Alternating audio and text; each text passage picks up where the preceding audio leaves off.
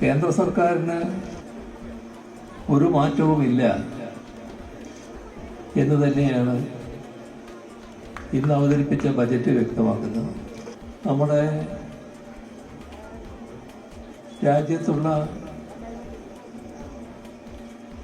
പ്രധാന സംസ്ഥാനങ്ങളിൽ ഒന്ന് തന്നെയാണ് കേരളം. പക്ഷേ ഇന്ന് ബജറ്റിൽ കേരളത്തെക്കുറിച്ചൊന്നും പറയാൻ ധനമന്ത്രിക്കുണ്ടായില്ല. കേന്ദ്ര ബജറ്റ് കേട്ടപ്പോൾ കേരളം ഇന്ത്യയുടെ ഭാഗമാണോ എന്ന് നമുക്ക് സംശയം തോന്നി. കാരണം കേരളത്തിനൊന്നുമില്ല. കേരളത്തിൽ നിന്നുള്ള കേന്ദ്രമന്ത്രിമാർ പറഞ്ഞത് എയിംസെങ്കിലും കിട്ടുമെന്നാണ് വിചാരിച്ചത്. അവർ നിരന്തരമായി എയിംസിനെ കുറിച്ചാണ് സംസാരിച്ചുകൊണ്ടിരുന്നത്. എയിംസും ഇല്ല, അതിവേഗ റെയിൽപാതയും ഇല്ല. കിട്ടുന്നില്ല എന്ന് പറഞ്ഞ് നടക്കുന്ന ലെഫ്റ്റ് സർക്കാരിനോട് എൻ്റെ ഒരു ഒറ്റ ചോദ്യമുള്ളൂ. നിങ്ങൾക്ക് തന്ന കാര്യങ്ങൾ എന്താണ് നിങ്ങൾ നടപ്പിലാക്കാത്തത്?